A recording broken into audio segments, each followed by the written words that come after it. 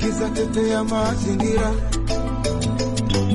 sikiza tetea mazingira, kuhusu mali asili, kuhusu mali asili.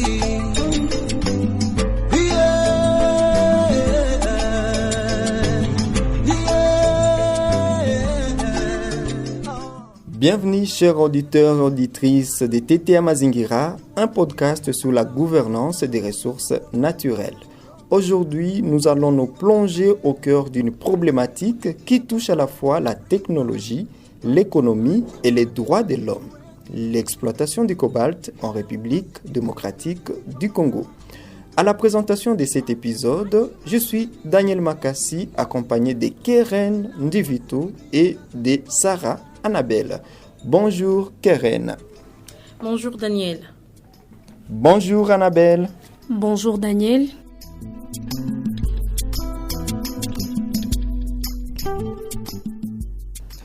Chaque jour, nous portons des téléphones entre nos mains, le véhicule qui amène les enfants à l'école, qui nous transporte sur les lieux de travail et dans lesquels nous voyageons ont tous besoin de batteries. Savez-vous que ces appareils reposent en grande partie sur un élément bien particulier, le cobalt? Ce métal rare, indispensable pour fabriquer les batteries de nos appareils, est principalement extrait d'un pays, la République démocratique du Congo.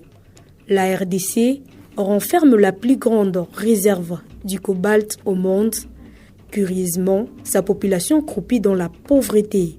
L'accès aux nouvelles énergies respectueuses de l'environnement, telles que l'énergie photovoltaïque et la mise en place des véhicules électriques, alimente les débats autour du respect des droits humains dans les zones minières, dont en particulier les sites d'exploitation du cobalt.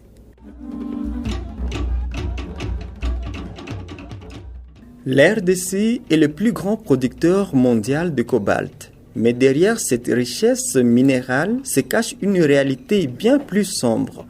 Une grande partie du cobalt congolais est extraite de manière artisanale dans des conditions de travail extrêmement difficiles. Les mineurs, souvent des enfants, travaillent dans des tunnels étroits, sans protection, exposés à des substances toxiques. Le travail des enfants dans le mine du cobalt ternit de plus en plus la perception à l'égard de ces minéraux en provenance de la RDC. Cette année 2024, un rapport des États-Unis a ajouté le cobalt congolais sur la liste des biens produits par les enfants.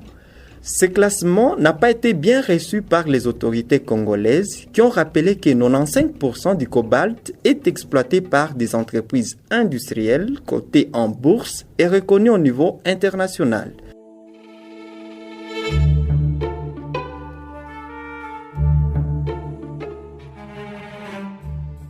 L'exploitation artisanale ne représente que 5%.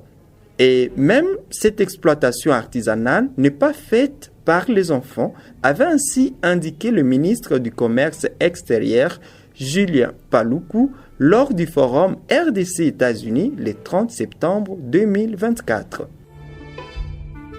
L'extraction du cobalt a des conséquences désastreuses sur l'environnement. Les déchets miniers polluent le sol, les rivières et l'air, mettant en danger la santé des populations locales. De plus, le travail des enfants est une plaie qui gangrène ces secteurs. Des milliers d'enfants sont exploités, privés de leur enfance et exposés à de nombreux dangers. Gloria, une femme qui exploite du cobalt dans les mines à Kolwezi, a été au centre d'un documentaire sur le travail des femmes. Dans un documentaire publié par l'ONG Impact Transform, intitulé « Voici Gloria », cette organisation est revenue sur les défis que rencontrent de nombreuses femmes à Kolwezi dans des carrières de mines du cobalt. Les recherches montrent que le coût de la vie à Kolwezi est très élevé.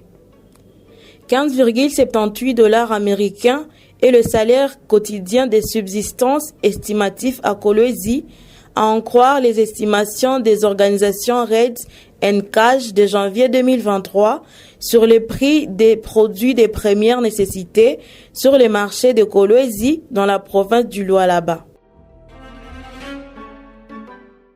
Face à cette situation alarmante, le gouvernement congolais a pris des mesures pour tenter de réguler les secteurs.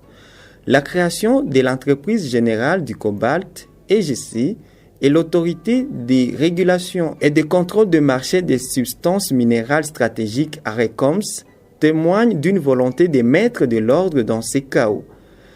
L'EGC a pour mission d'acheter le cobalt artisanal et de s'assurer qu'il respecte des normes sociales et environnementales strictes. Quant à la ARECOMS, elle a pour rôle de réguler l'ensemble du secteur minier congolais. Selon Business and Human Rights Resource Center, les informations faisant état du travail d'enfants et de mineurs ensevelis nuisent au secteur de la mobilité électronique qui est présenté comme durable.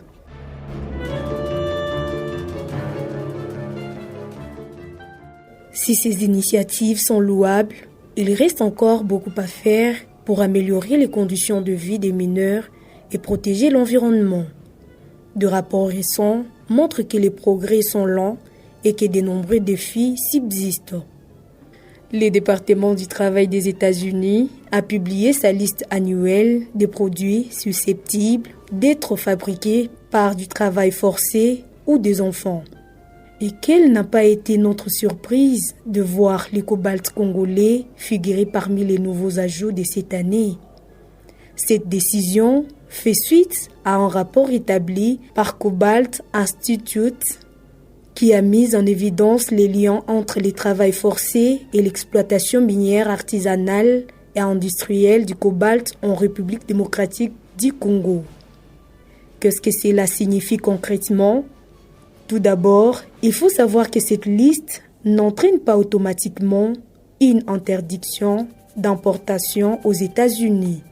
Cependant, elle va renforcer les contrôles douaniers sur le produit contenant du cobalt congolais. Les entreprises américaines qui souhaitent importer ces produits devront fournir des garanties supplémentaires quant à l'origine de leur cobalt et aux conditions de travail dans le mine.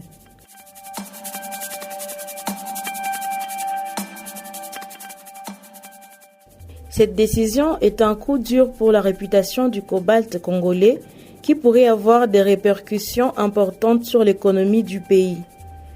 Le cobalt est un élément essentiel pour la transition énergétique, notamment pour la fabrication des batteries des véhicules électriques.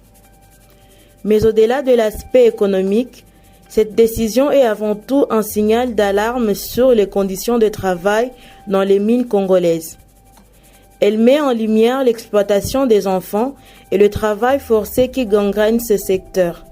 Les entreprises qui utilisent du cobalt dans leurs produits ont la responsabilité de s'assurer que leur approvisionnement est éthique et responsable.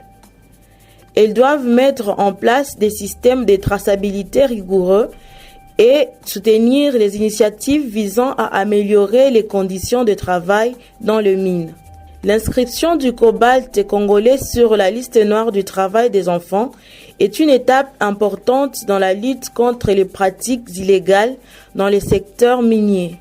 Elle rappelle à tous les acteurs de la chaîne de valeur l'importance de privilégier une économie responsable et respectueuse des droits de l'homme. Merci d'avoir suivi ce podcast Tetea Mazingira. N'hésitez pas à partager cet épisode autour de vous pour sensibiliser un maximum de personnes à cette problématique. Cet épisode a été produit dans le cadre de la bourse Jet Minerals de PinAfrica. À la présentation, c'était Daniel Makassi accompagné de Keren Divito et Sarah Annabelle. À bientôt pour un nouveau sujet.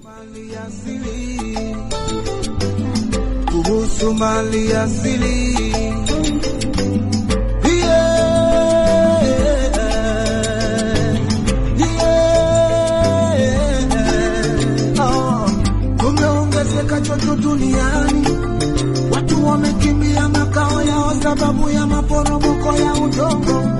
Masisi walikale na sehemu nyingi ya barani Afrika, wachimbaji madini ni wengi, ila umasikini unazidi kwa wakaaji.